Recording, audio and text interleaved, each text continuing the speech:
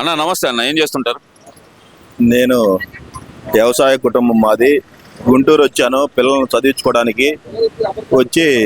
పిల్లల్ని చదివించుకోవడానికి గుంటూరులో ఉంటున్నాం.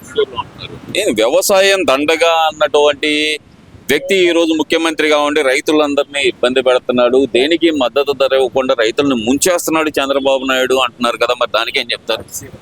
అలా అతని బోధ కళ అన్నమాట.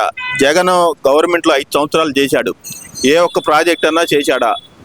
చంద్రబాబు గారు పట్టిసీమ పెట్టి నీళ్లు డెల్టా అంతా ఎండిపోతుంటే పట్టిసీమ నుంచి నీళ్లు తెచ్చి పట్టిసీమని ఎంత మాగాడితే పట్టిసీమ దండగన్నాడు. దేనికి? ఇది 350 కోట్లు ఇవన్నీ దండగా, దేనికి ఇన్ని డబ్బులు పోతున్నారన్నారు. కొన్ని వేల కోట్లు రైతులకి లాభం చేయించింది. రైతులకి ఒకసారి అతనే చూశాడు. రైతులు ఎండిపోయి వానలు లేక ఉంటే డెల్టా నీరు అక్కడి నుంచి ప్రకాశం బ్యారేజీకి తీసుకొచ్చి ఎంత డెల్టా పండిందనేది ప్రజలందరూ చూశారు. అతను జగన్ రెడ్డి హయాంలో చూశారు. అప్పుడు ఇంకా నోరు మాట్లాడటానికి ఇది రాలా. అందుకనే ఇలా మాట్లాడుతున్నాడు, ఇలా చేస్తున్నాడు. ఎంతో అరాచకం, ఒక దొంగల దోపిడీ రాజ్యంలో ఒక అరాచకం చేస్తున్నాడని చెప్పి జనం చూశారు.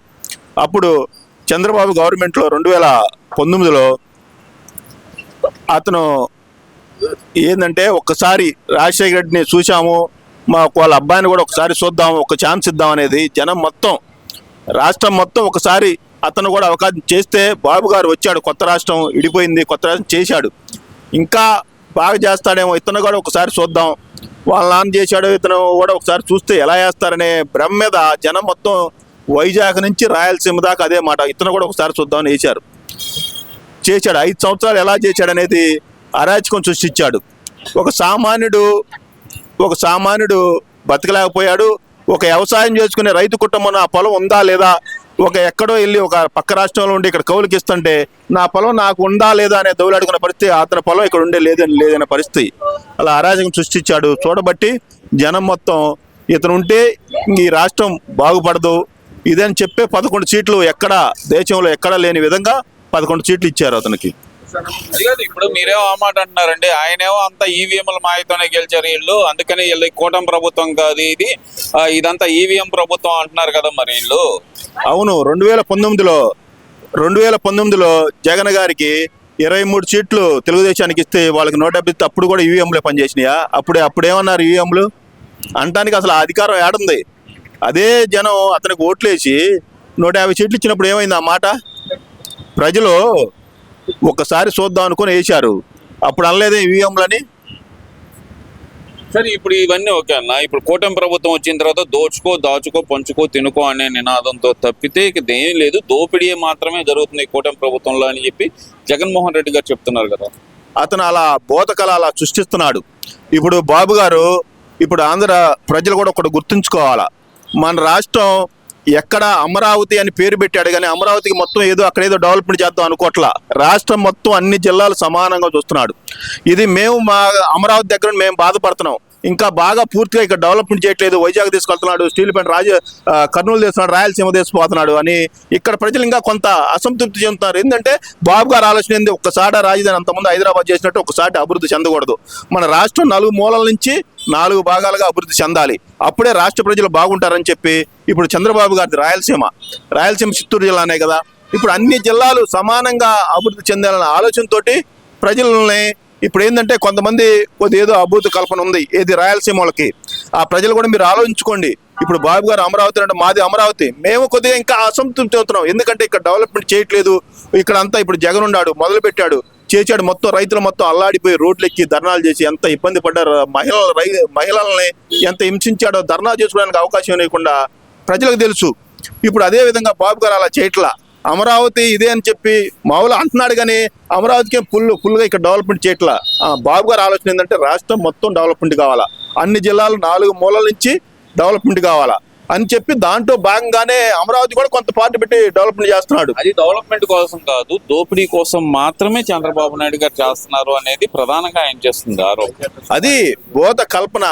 ఇప్పుడు జగన్మోహన్ రెడ్డి గారు ఉన్నారు, అలా చెప్పి ఈ చేయబట్టి 5 సంవత్సరాలు చేయబట్టి జనం మొత్తం చూశారు. నీకు 11 సీట్లు అప్పచెప్పారు. అదే విధంగా ఇప్పుడు ఏంది, మనం జనంలో పోవాలంటే నువ్వు జనంలోకి వెళ్ళాలంటే పట్టలు కట్టుకున్నావు, రోడ్డు అమ్మడి కట్టుకున్నావు. ఇప్పుడు బాబు గారు లొకేషన్ తిరుగుతున్నారు, ఎక్కడైనా పట్టలు కట్టుకున్నది ఉందా? దేనికి భయపడేది ఉందా? వాళ్ళకి ఏం కావాలంటే అది చేసి పెట్టే ఇది వచ్చింది, స్వతంత్రం. సామాన్యుడు బతికే స్వతంత్రం వచ్చింది రాష్ట్రంలో. సామాన్యుడు బతికే పరిస్థితి లేదు 5 సంవత్సరాలు. సరే, ఇవన్నీ ఒక ఎత్తన్నా, రాష్ట్రంలో అసలు అరాచకాలు పెరిగిపోయినాయి, దౌర్జన్యం పెరిగిపోయింది, ఇక్కడ రెడ్ బుక్ రాజ్యాంగం నడుస్తుంది అంటున్నారు కదా మరి జగన్మోహన్ రెడ్డి గారు. ఆ రెడ్ బుక్ గురించి ఏం చెప్తారు మరి మీరు? నిజంగానే రెడ్ బుక్ అనేది పనిచేస్తుంది అంటారా? Red book ఏడుందండి?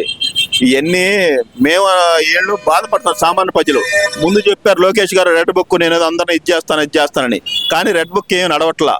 బాబు గారు ఏంటి, అందరికి న్యాయం సమానంగా ఇది ఉండాలి, ఎవరిని ఇబ్బంది పెట్టకూడదు. చూశారు కదా, రెడ్ బుక్ ఉండుంటే పేర్నాని గారి భార్య ఇది జరిగితే జైల్లో వేయాల్సిందే. ఏమన్నారు బాబు గారు?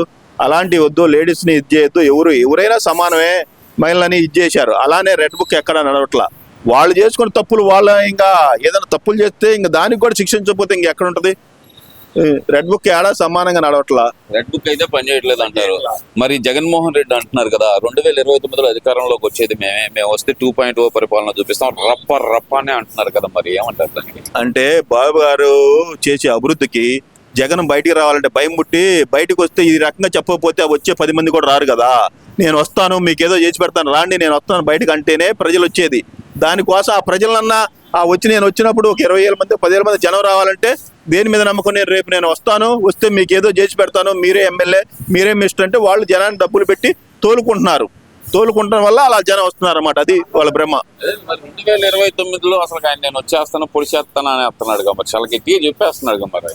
అలా బోధ కల్పన రాకపోతే అతను సమాజంలో జరగలేడు. అతని మీద ఈడీ కేసులు ఇవన్నీ ఉన్నాయి. ఏడ ఇదైపోద్దో, ఏడ లోనేస్తారని భయంతో జనంలో క్రియేషన్ చుట్టడానికి బయటకు వచ్చినప్పుడు 10 మంది రావాలి కదా. ఒక 2,000 మంది రావాలంటే అక్కడ ఎమ్మెల్యేలు నువ్వే పోటీ చేస్తారు, రేపు నీకు మినిస్టర్ తన జనానికి తోలకరా అంటే తోలకొచ్చే జనం అంతే. మరి ప్రభుత్వం మీద వ్యతిరేకతతో వచ్చేస్తున్నారు నా వెనకమాల అంటున్నాడు, నిజం కాదండి? అవన్నీ ఒట్టి మాటలు, బోత కల్పన. ఏదో అంతే. ఏదైనా ఒక సామాన్యుడిని మీరు ఎక్కడైనా కనుక్కోండి, ఒక సామాన్య చేయగలుగుతున్నాడు. ఎవరు పొలం వాళ్ళకు ఉండాలన్నా బయట ఎక్కడో ఉండి, అమెరికాలో ఎక్కడ ఉండి పొలాలు ఉండాలి లేని ఆక్రమించుకున్న పరిస్థితి. ఇప్పుడు ప్రశాంతంగా గుండె మీద చేసుకొని బతుకుతున్నారు జనాలు, ప్రజలు ప్రశాంతంగా ఉంటున్నారు, ప్రశాంతంగా ఉన్నారు.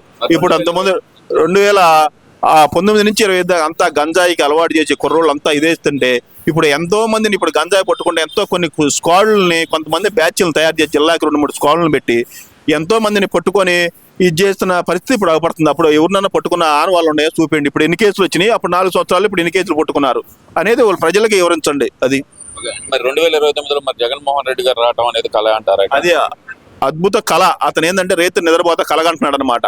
ఇప్పుడు అతన్ని కేసులు ఇవన్నీ ఎప్పుడు అరెస్ట్ చేస్తారో తెలియదు. నేను అరెస్ట్ చేస్తే మా అమ్మ మా చెల్లి కూడా లేరు, ఎవరు ఇవాళ వాళ్ళ ఆస్తులనే కాజేస్తున్న మడిచి అతను ఇంకా రాష్ట్రాన్ని ఏం దోచుకున్నాడు, రాష్ట్రాన్ని దోచుకున్నాడు. చివరికి వాళ్ళ చెల్లెల్ని వాళ్ళ అమ్మను కూడా చూడకుండా వాళ్ళ ఆస్తులను కూడా ఇది చేసుకున్న మడిచి ఇలా మాట్లాడడానికి ఆస్కారం లేదు.